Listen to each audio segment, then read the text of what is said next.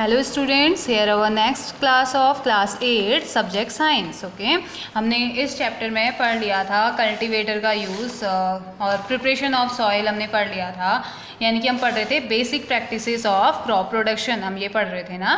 तो उसके बाद हमने पढ़ लिया था कौन कौन सी एग्रीकल्चरल प्रैक्टिसेस हम यूज़ करते हैं, कौन कौन सी एग्रीकल्चरल प्रैक्टिसेस होती हैं। इतने 7 टाइप की हमने पढ़ी। उसमें फर्स्ट हमने पढ़ लिया प्रिपरेशन ऑफ सॉइल, हमने पढ़ लिया। इसमें हमने पढ़ा कि एग्रीकल्चरल इम्प्लीमेंट्स का यूज़ होता है, प्लो, हो और कल्टीवेटर का यूज़ होता है। ठीक है, आज हमने पढ़ना है सोइंग से। सोइंग यानी कि कैसे इसमें हम पढ़ते हैं कैसे क्या होता है। तो sowing is an important part of crop production. Crop production का सबसे इम्पोर्टेंट पार्ट, या हम कह सकते हैं कि एक इम्पोर्टेंट पार्ट होता है सोइंग। ठीक है, और यहाँ इसमें क्या है, before sowing good quality clean and healthy seeds of a good variety are selected. तो बोने से पहले अच्छी क्वालिटी के साफ और हेल्दी सीड्स को की एक अच्छी वैरायटी जांच की जाती है। वैरायटी अच्छी है या नहीं है ये इसमें देखा जाता है। ठीक है, कब? बोने से पहले। Farmer prefer to use seed which give high yield. तो फार्मर कौन से सीड्स को प्रीफर करते हैं? फार्मर क्या चाहते हैं, कौन सा सीड वो यूज़ करें जो कि उनको बहुत ज़्यादा अमाउंट में प्रोडक्शन दे, हाई अमाउंट में जो उनको यील्ड दे। ठीक है, तो उसके बाद अब आता है सिलेक्शन ऑफ सीड्स। तो उससे पहले हमें पहेली मिल रही है। पहेली क्या कह रही है? One day I saw my mother put some gram seed in a vessel and pour some water on them. Paheli बोल रही है कि एक दिन मैंने देखा कि मेरी मम्मी ने या मेरी मदर ने जो ग्राम सीड, जो चने के बीज थे, उनको एक वेसल या एक कंटेनर में कुछ पानी के साथ भिगा दिया। After a few minute some seeds started to float on top. लेकिन थोड़े टाइम बाद मैंने देखा, या पहेली ने देखा, कि कुछ बीज ऐसे थे जो ऊपर टॉप में तैर रहे थे, पानी के टॉप में तैर रहे थे। ठीक है, I wonder why some seed float on water. तो मैं सोचते रह गई कि ये सीड क्यों फ्लोट करते हैं, क्यों तैरते हैं, पानी के ऊपर क्यों तैरते हैं। तो इसके लिए अभी आपको आंसर मिलेगा, लेकिन एक्टिविटी दी गई है 1.1। तो इसमें क्या कहा गया है? Take a beaker and fill half of it with water. एक बीकर आपने लेना है या कोई भी एक कंटेनर लीजिए, उसमें पानी को भर दीजिए, आधा पानी उसमें भर दीजिए। Put a handful of wheat seed and stir well. Stir means घुमाना। ठीक है, तो आपने क्या करना है, एक मुट्ठी में गेहूं के दाने लेने हैं, गेहूं के बीज लेने हैं, और उसके बाद उनको ऐसे ऐसे घुमा देना है। ठीक है, वेट फॉर सम टाइम, थोड़े टाइम के लिए रुकिए और फिर देखिए आपको क्या रिजल्ट मिलता है। तो कुछ सीड्स आपको ऐसे दिखेंगे ना कि जब आपने इसमें डाला तो आपको कुछ सीड ऐसे दिखेंगे जो कि ऊपर पानी में तैर रहे होंगे, और कुछ सीड ऐसे दिखेंगे जो कि आपके बिल्कुल नीचे पानी के तले में बैठ गए होंगे। ठीक है, तो ऐसा क्यों हुआ इसके बारे में हम पढ़ते हैं। तो यहाँ पे क्या है, are there seeds which float on water. क्या कुछ ऐसे आपको, जब आप ये करेंगे ना, ये एक्टिविटी आप घर में करेंगे। ओके, ये एक्टिविटी आप कर सकते हैं, बहुत ईजी एक्टिविटी है। तो ये एक्टिविटी आप करेंगे और उसके बेसिस पे फिर आपको ईजी हो जाएगा ये आंसर समझने में। तो are there seeds which float on water. क्या कुछ ऐसे सीड्स थे जो कि पानी में फ्लोट कर रहे थे, तैर रहे थे? Would those be lighter or heavier than those which sink. तो कुछ ऐसे, वो जो तैरने वाले, जो ऊपर पानी की सतह में जो तैर रहे थे बीज, वो जो डूबे हुए थे, नीचे जो डूबे हुए थे वेसल में, उनसे भारी थे या हल्के थे? ठीक है, हैवियर मीन्स भारी, लाइटर मीन्स हल्के। Why would they B lighter. अगर वो हल्के थे तो वो हल्के क्यों थे, है ना? तो वो हल्के क्यों होंगे? देखिए, damage seeds become hollow and are thus lighter. तो जो डैमेज, जो खराब सीड होते हैं ना, पानी के ऊपर वही सीड तैरते हैं जो कि डैमेज होते हैं, जो कि खराब होते हैं। ठीक है, तो डैमेज सीड में क्या होता है, अंदर से बिल्कुल हॉलो मीन्स खोखले वो हो जाते हैं। ठीक है, खोखले होते हैं, इस वजह से वो हल्के हो जाते हैं। Therefore they float on water. यही रीज़न है कि हल्के होने की वजह से वो पानी की सतह में तैरते रहते हैं। ठीक है, this is a good method for separating good. तो ये अच्छी मेथड है सामान को या खाने को या किसी भी बीज को या किसी भी चीज़ को सेपरेट करने की, ये अच्छी मेथड है। Healthy seeds from the damage one. Damage में से हेल्दी सीड को फाइंड करने की एक अच्छी मेथड है। क्या करेंगे, सारे सीड को पानी में डाल देंगे, उसके बाद जो ऊपर तैर रहे होंगे उन्हें निकाल के बाहर फेंक दो, जो डूबे होंगे वो क्या होंगे, हेल्दी सीड्स होंगे, है ना। बिफोर सोइंग, सोइंग मीन्स बुआई, बोने से पहले one of the important task is to know about the tools use for sowing seed. तो अगर बोने से पहले पता होना चाहिए कि कौन कौन से टूल्स यूज़ करते हैं, बीज को बोने के लिए कौन कौन से ऐसे टूल्स होते हैं जिनका यूज़ किया जाता है। ठीक है, तो उसमें सबसे पहले हमारा आ रहा है traditional tool. Traditional tool, traditional means परंपरागत। ठीक है, परंपरागत टूल कौन सा होता है, जो पहले से चला आ रहा है। The tool use traditionally for sowing seed is shaped like a funnel. तो जो ट्रेडिशनल टूल होता है, जैसे कि आपको इसमें दिखाया गया है, ये ट्रेडिशनल जो टूल है वो एक फनल के शेप का होता है। देखिए फनल शेप आपको दिखाई दे रहा है ना आपकी बुक में, फनल शेप का ये होता है। The seeds are filled into the funnel, जो सीड होते हैं वो इस फनल में भर दिए जाते हैं। ठीक है, एक कुप्पी लाइक स्ट्रक्चर होता है, ये फनल लाइक स्ट्रक्चर दिखाई दे रहा है ना, ये फनल। तो इसमें क्या कर दिया जाता है ना, इसमें बीज को भर दिया जाता है। ठीक है, बीज को भर देंगे फनल में। तो the seeds are filled into the funnel, pass down through 2 or 3 pipes having sharp end. तो इसमें 2 और 3 पाइप जोड़ दिए जाते हैं। तो जैसे ही आप बीज ऊपर से डालेंगे वो फनल से पास होके उन पाइप्स के थ्रू जाएगा, उसके जिनके पास की शार्प एंड होते हैं। ठीक है, these end prayer into the soil and place seed there. तो ये क्या करते हैं, ये जो एंड होते हैं ये कहाँ प्रवेश करते हैं, कहाँ एंटर करते हैं, सॉइल में, और सीड्स को उन सॉइल में डाल देते हैं। ठीक है, प्रेयर मीन्स प्रवेश करना। ठीक है, तो ये सीड क्या होते हैं, इससे अंदर जाते हैं, सॉइल के अंदर जाते हैं, क्योंकि उनमें पाइप लगे हुए हैं 2-3, तो वो क्या कर देते हैं, सॉइल के अंदर यानी कि मिट्टी के अंदर उनको सीड्स को डाल देते हैं, है ना। दूसरा हमारा आता है सीड ड्रिल। तो ये तो हमारा क्या था, ट्रेडिशनल टूल था ना, एक फनल शेप का था। एक फनल शेप का टूल लिया, उसमें हमने बीज डाल दिए। बीज डालने के बाद उसमें 2-3 पाइप लगे हुए थे, तो वो पाइप के थ्रू पास होता है और एक शार्प एंड होता है। तो ये क्या करता है, जल्दी से सॉइल के अंदर जाता है और ऊपर से जो बीज आ रहे हैं उनको ज़मीन के अंदर डाल देता है। ठीक है, बहुत ही ईजी मेथड। दूसरा मेथड सीड ड्रिल मेथड। तो सीड ड्रिल में क्या होता है, नाउअडेज द सीड ड्रिल, जो कि ये है, ठीक है, कुछ इस तरीके का सीड ड्रिल होता है। इसमें क्या करते हैं, ये आजकल ये यूज़ किया जा रहा है बुआई के लिए with the help of tractor. Tractor की हेल्प ली जाती है इसमें।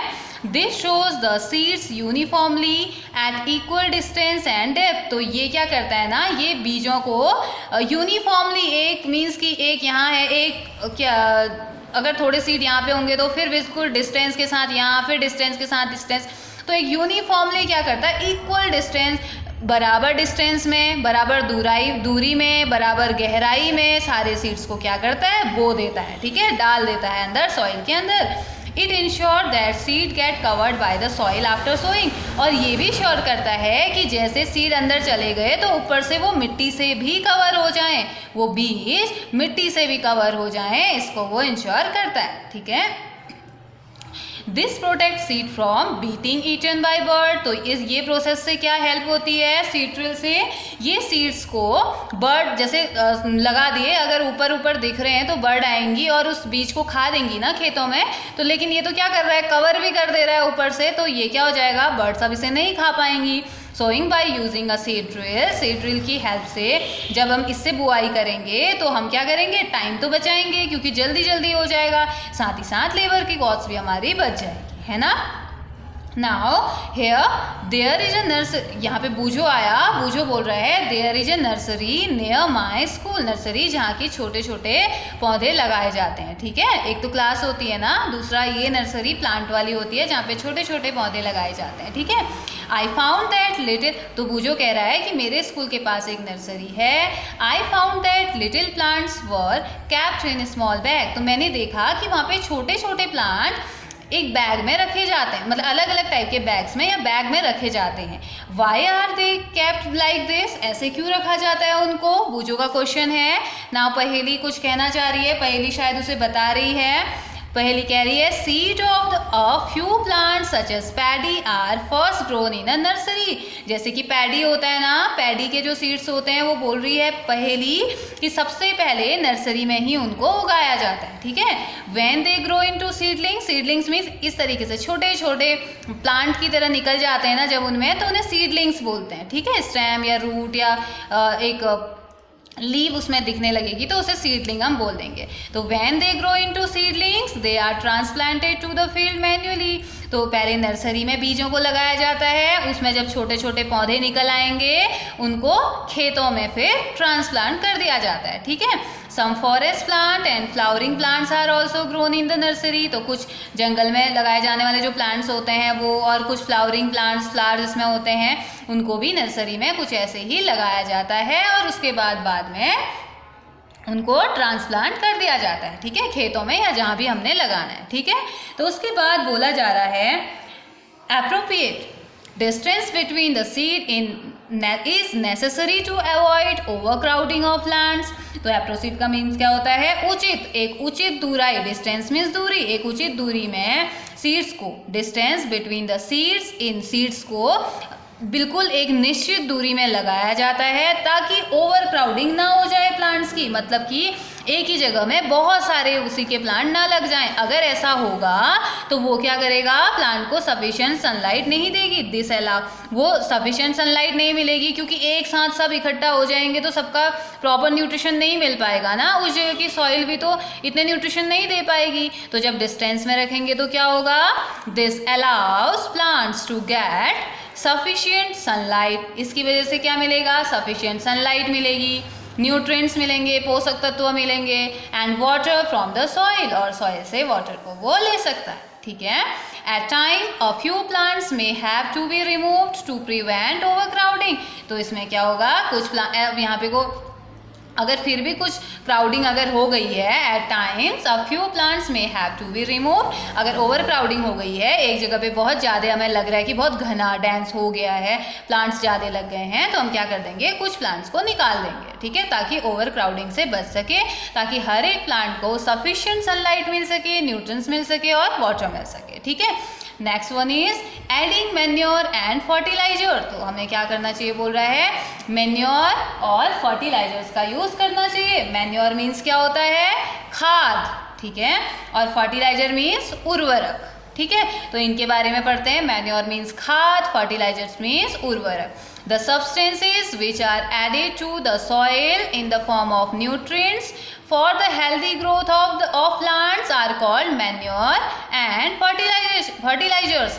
तो ऐसे सब्सटेंस जो कि सॉइल में ऐड किए जाते हैं, ताकि ऐसे सब्सटेंस जो कि सॉइल में ऐड किए जाते हैं जिनसे पौधों को हेल्दी ग्रोथ मिले, हेल्दी ग्रोथ के लिए पोषक तत्व मिले, न्यूट्रिशन मिले, न्यूट्रिएंट्स मिले, ठीक है। इनको ही क्या बोल देते हैं, मैन्योर एंड फर्टिलाइजर्स। यानी कि मैन्योर और फर्टिलाइजर्स को सॉइल में डाला जाता है जिससे कि उसमें उगने वाले जो प्लांट हैं, उसमें उगने वाले जो पौधे हैं, उनकी ग्रोथ हो, उनको प्रॉपर न्यूट्रिशन मिले, ठीक है। तो बूजो अगेन, बूजो यहाँ आया और बूजो बोल रहा है I saw a healthy crop growing in a farm. मैंने देखा कि एक फार्म में हेल्दी ग्रोइंग प्लांट्स हैं, क्रॉप है, ठीक है। इन अ नेबरिंग फार्म, उसके बगल वाले फार्म में the plants were weak. Plants क्या थे, बहुत ही कमजोर थे, बहुत वीक थे, ठीक है। Why do some plants grow better than other. तो पूजो पूछता है कि ऐसा क्यों हुआ, कुछ प्लांट्स दूसरे प्लांट से बहुत अच्छे से ग्रो कर रहे हैं या ज़्यादा ग्रो कर रहे हैं। तो अब इसका आंसर ढूंढते हैं। मीन्स कि उसने कहा कि एक जगह के प्लांट तो इतने हेल्दी हैं, दूसरी जगह के प्लांट इतने वीक हैं, ऐसा क्यों है। तो पूछ रहा है, आंसर बताते हैं। Soil supplies minerals nutrients to the crop plant. Soil का काम क्या होता है, मिनरल्स और न्यूट्रिएंट्स को प्लांट्स तक देना या प्लांट्स को देना, ठीक है। These nutrients are essential for the growth of plant। तो ये जो न्यूट्रिएंट्स होते हैं ये क्या होते हैं, essential मीन्स बहुत ज़्यादा इंपॉर्टेंट होना। ये जो पोषक तत्व होते हैं किसी भी प्लांट की ग्रोथ के लिए बहुत ज़्यादा इंपॉर्टेंट होते हैं, ठीक है। इन सर्टेन एरियाज, किसी किसी एरिया में कहीं कहीं क्या होता है, farmer grow crop after crop in same field, लगातार एक फसल के बाद दूसरी फसल लगाते ही जाते हैं किसान कहीं कहीं किसी एरिया में। The field is never left uncultivated और फैलो, तो फील्ड को छोड़ा ही नहीं जाता है, अनकल्टिवेटेड छोड़ा ही नहीं जाता है, हमेशा कोई ना कोई फसल उसमें लगाए रहते हैं या वही फसल लगातार रिपीट करते ही रहते हैं। तो इमेजिन करो उस टाइम पे क्या होगा, ठीक है। और ना ही जोता जाता है उन्हें, ठीक है, जोता भी नहीं जाता है, मतलब बहुत प्रॉपर मैनेजमेंट उनका नहीं रहता है, अनकल्टिवेटेड नहीं छोड़ते हैं उसे।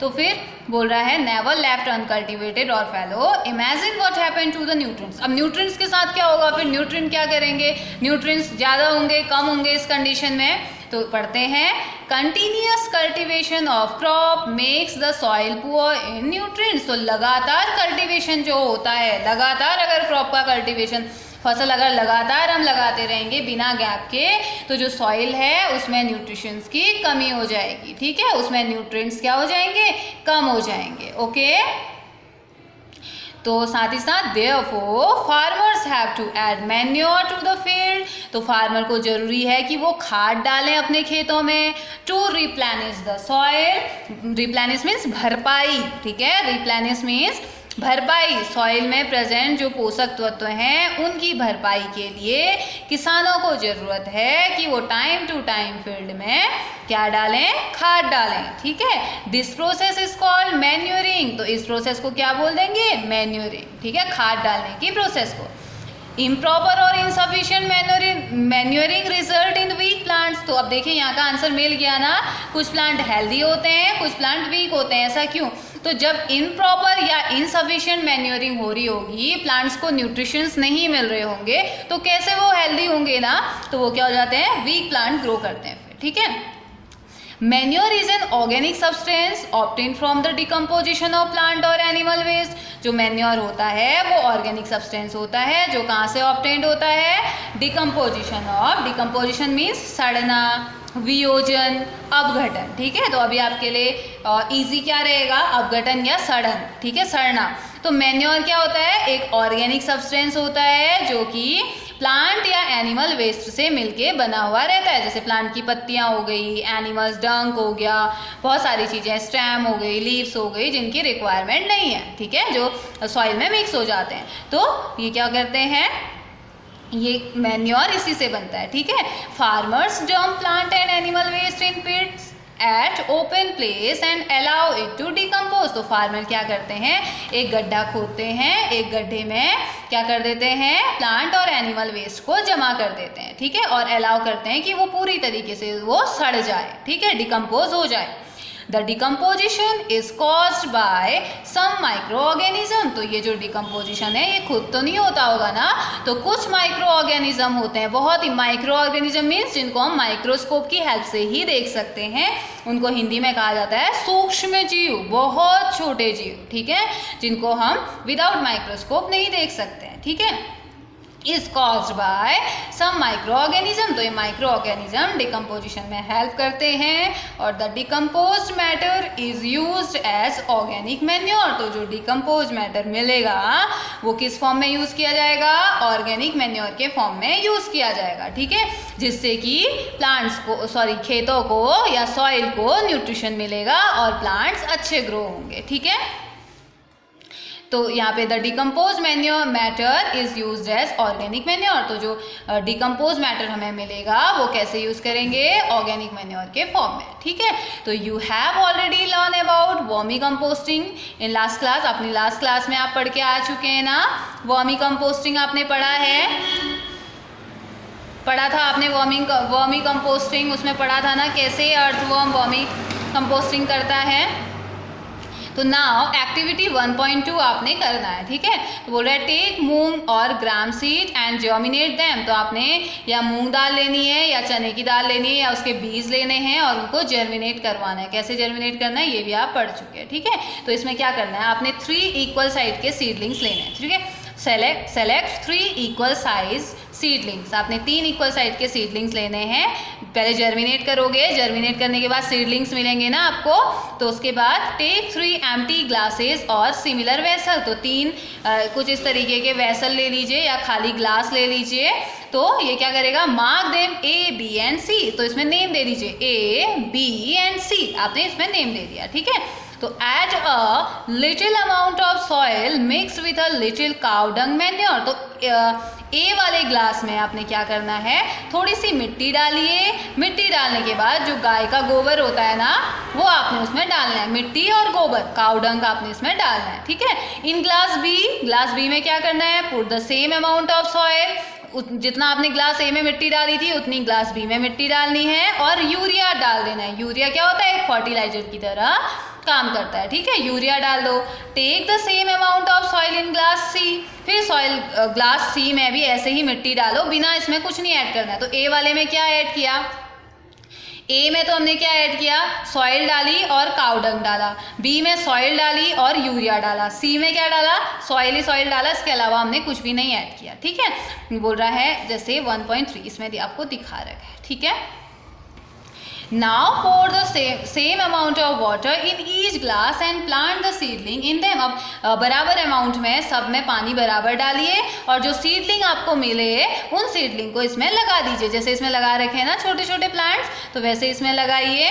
उसके बाद अब क्या बोल रहा है इसमें, keep them in a safe place and water them daily, तो उसको एक सेफ जगह में रखिए जहाँ उसे कहीं हार्म ना हो और उसमें लगा डेली पानी डालिए थोड़ा थोड़ा, ठीक है। After 7 to 10 days observe their growth, 7 से 10 दिन बाद आप उनकी ग्रोथ को ऑब्जर्व करिए, ठीक है। तो कुछ इस तरीके की ग्रोथ आपको नजर आएगी। Growing seedlings with manure and fertilisers, और ये प्रिपरेशन ऑफ द एक्सपेरिमेंट की प्रिपरेशन कुछ इस तरीके से कर रहे हैं, आपको दिखाया गया है, ठीक है। Did plants in all the glasses grow at the same pace? जो अब आप ये एक्सपेरिमेंट करोगे तो फिर आपको पता चलेगा कि जो प्लांट्स थे वो सेम अमाउंट में या लगा, उनकी जो ग्रोथ थी क्या वो सिमिलर थी, सेम थी। Which glass shows better growth of the plant, अगर नहीं तो कौन सा ग्लास ऐसा था जिसमें अच्छी ग्रोथ थी प्लांट्स की। In which glass was the growth fastest, कौन सी ग्लास में सबसे जल्दी ग्रोथ हुई, तो ये आपको पता लगाना है इस एक्सपेरिमेंट के बाद, ठीक है। तो उससे पहले हम जानते हैं फर्टिलाइजर्स के बारे में। फर्टिलाइजर्स क्या होते हैं, fertilisers are chemicals which are rich in a particular nutrients, तो फर्टिलाइजर्स एक्चुअल में केमिकल्स होते हैं जिनमें कुछ पर्टिकुलर न्यूट्रिएंट्स प्रेजेंट रहते हैं, ठीक है। How are they different from manure, वो मैन्योर से अलग कैसे होते हैं फिर। Fertilisers are produce in factories, fertilisers को बनाने के लिए फैक्ट्रीज में बनाया जाता है, फैक्ट्रीज में अलग से प्रोसेस करी जाती है। कुछ एग्जाम्पल क्या है, urea, ammonium sulphate, super phosphate, potash, NPK, NPK means N for nitrogen, P for phosphorus and K for potassium. अब आप बोलोगे कि पोटेशियम तो P फॉर होना चाहिए, ये K फॉर क्यों है, क्योंकि जब भी हम पोटेशियम की बात करते हैं तो पोटेशियम का सिंबल K होता है, ठीक है। पीरियोडिक टेबल में पोटेशियम को K से डिनोट किया जाता है, तो इसलिए यहाँ पे NPK। ये कुछ फर्टिलाइजर्स होते हैं जो कि फैक्ट्री में तैयार किए जाते हैं, ठीक है। The use of fertilizers has helped farmers to get better yield of crops such as wheat, paddy and maize. तो जब ये फर्टिलाइजर्स का यूज़ करते हैं तो फार्मर को क्या होता है, एक अच्छा यील्ड मिलता है, फसल का बहुत अच्छा प्रोडक्शन मिलता है, जैसे कि वीट का, पैडी का और मेज का, ठीक है।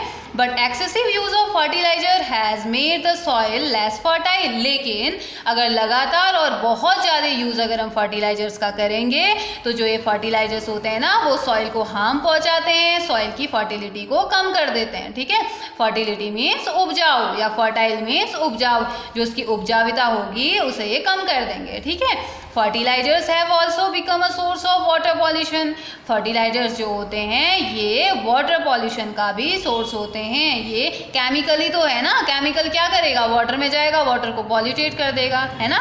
Therefore, in order to maintain the fertility of the soil, अगर हम चाहते हैं कि सॉइल की फर्टिलिटी मेंटेन रहे, we have to substitute fertilizers जरूरी है कि हम क्या करें, फर्टिलाइजर्स का यूज़ को सब्स्टिट्यूट करें, किसकी जगह, किसके हेल्प से, with organic manures, organic manure का ज़्यादा यूज़ करें, इनका कम करें, ठीक है। और leaves the field uncultivated in between two crop, और हम क्या कर सकते हैं, ऑर्गेनिक मैन्योर का यूज़ कर सकते हैं और फील्ड को हम अनकल्टिवेटेड छोड़ दें थोड़े टाइम के लिए 2 क्रॉप के बीच में, ठीक है। 2 फसल लगा दी, उसके बाद अनकल्टिवेटेड करते हैं।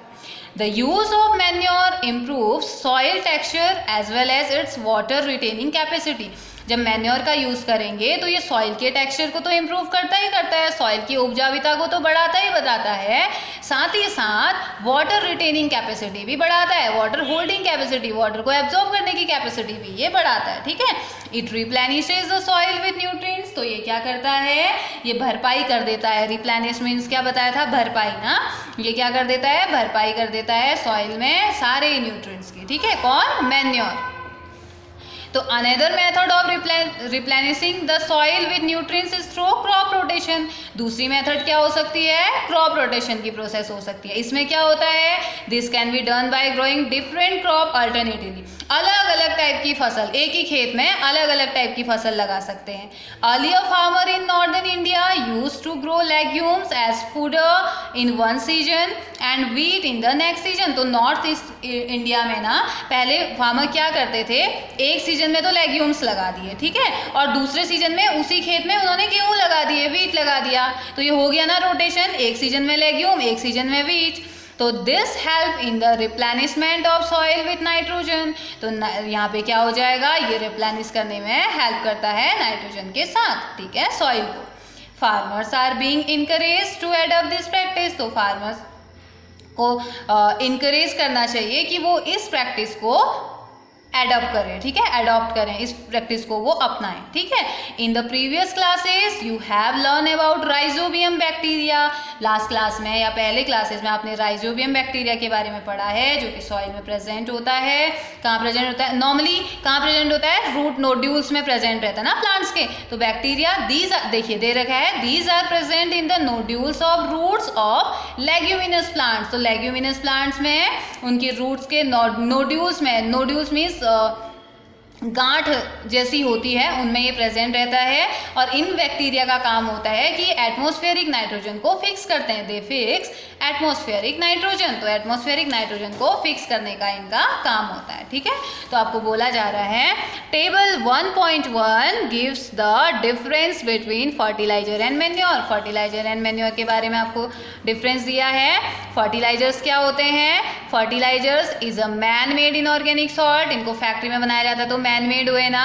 मैन्योर क्या होता है, manure is a natural substance, और ये कहाँ से मिलता है, decomposition of cattle Dang and plant residue, plant के बचे कुचे पार्ट से, सड़े गले पार्ट से और एनिमल डंग से, ठीक है। Fertiliser prepared in factories, factories में प्रिपेयर किया जाता है, इनको फील्ड में प्रिपेयर किया जाता है। फर्टिलाइजर को मैं किसी भी कोई भी ह्यूमस नहीं प्रोवाइड करता है, fertiliser does not provide any humus to the soil, कोई ह्यूमस प्रोवाइड नहीं करता है। Manure provide a lot of humus to the soil, ये बहुत ज़्यादा अमाउंट में ह्यूमस प्रोवाइड करता है, जो कि हेल्पफुल होता है। फर्टिलाइजर रिच होते हैं केमिकल्स में लाइक या प्लांट न्यूट्रिएंट्स में like nitrogen, phosphorus and potassium, ये भी क्या होते हैं रिलेटिवली कम। मैन्योर में थोड़ा कम होगा, लेकिन ये ज़्यादा अच्छा प्रोसेस है, ये ज़्यादा इफेक्टिव प्रोसेस है, और जिससे कि हायर यील्ड भी मिल सकता है अगर हम ढंग से करें तो, ठीक है। उसके बाद हमारा आता है एडवांटेज ऑफ मैन्योर। मैन्योर के क्या फ़ायदे हैं, ठीक है। The organic manure is considered better than fertiliser. तो जो ऑर्गेनिक मैन्योर है उसे माना गया है कि वो फर्टिलाइजर से ज़्यादा अच्छा है। क्यों है, this is because it enhance means बढ़ाना, इंक्रीज करना, ठीक है। It enhances the water holding capacity of soil, soil की वाटर होल्डिंग कैपेसिटी को बढ़ाता है, यानी कि दरार नहीं आने देगा, जमीन के अंदर पानी अच्छे से होल्ड करेगा। It makes the soil porous due to which exchange of gases become easy। तो इसमें क्या हो जाएगा, पोर्स, सॉइल के पोर्स को ओपन कर देता है, छोटे छोटे पोर्स बना देगा, जिससे कि गैसेस एक्सचेंज का, उनको ऑक्सीजन चाहिए, नाइट्रोजन चाहिए, जो भी गैस चाहिए उसको क्या करेंगे, इजीली एक्सचेंज कर लेंगे, ठीक है। It increase the number of friendly microbes. तो मैन्योर की हेल्प से क्या होगा, जो फ्रेंडली माइक्रोब्स लाइक अर्थवॉर्म होते हैं ना, उनको इंक्रीज करता है फील्ड में। मैन्योर की हेल्प से ये इंक्रीज होते हैं, जो सॉइल को फर्टिलिटी देते हैं, सॉइल के लिए अच्छे होते हैं, ठीक है। It improves the texture of the soil, ये क्या करता है, सॉइल के टेक्सचर को इम्प्रूव करता है, ठीक है। तो आज का आ गया होगा ना समझ में, हमने क्या पढ़ा आज हमने पढ़ा सबसे पहले ट्रेडिशनल टूल के बारे में, फिर सीड ड्रिल के बारे में पढ़ा, फिर हमने पढ़ा एडिंग मैन्योर एंड फर्टिलाइजर और मैन्योर क्या होते हैं, इनको ऐड करने से क्या होता है। फिर हमने एक एक्टिविटी करी, एक्टिविटी पढ़ी हमने, एक्टिविटी के बारे में जाना, कैसे अलग अलग टाइप से यूज़ किया, ABC 3 बीकर या 3 ग्लास लेके। उसके बाद हमने मैन्योर और फर्टिलाइजर्स के बीच में डिफरेंस जाना, और उसके बाद एडवांटेज पढ़े किसके, मैन्योर के, ठीक है। मैन्योर कितना फ़ायदेमंद है। तो हमारी नेक्स्ट क्लास में हम इरिगेशन पढ़ेंगे, सोर्सेज ऑफ इरिगेशन पढ़ेंगे, ट्रेडिशनल मेथड पढ़ेंगे इरिगेशन की, मॉडर्न मेथड पढ़ेंगे। तो ये सारी चीज़ें पढ़ेंगे। तब तक आपको क्या करना है, ये सारी चीज़ें रिवाइज करनी है और पढ़ना है, ठीक है। आपको जो इजी वाली एक्टिविटी है मैंने आपसे बोला करने के लिए, तो वो एक्टिविटी आपको करनी है। कौन सी वाली एक्टिविटी, 1.1 आपने क्या करना है, take a beaker and fill half of it water, put a handful of wheat seed and stir well. उनको घुमाना है, उसमें क्या करना है, एक बीकर लेना है या कोई भी कंटेनर लीजिए, उसमें आधा पानी भर दो और एक मुट्ठी उसमें सीड डाल दो, ठीक है। या हाथ में जितने आपके आ रहे हैं उतने गेहूं के बीज उसमें डाल देने हैं और एक बार घुमा दो और थोड़े टाइम के लिए वेट करो, ठीक है। उसके बाद क्या होता है आप देखना और मुझे भी बताना कमेंट करके। Okay, have a nice day.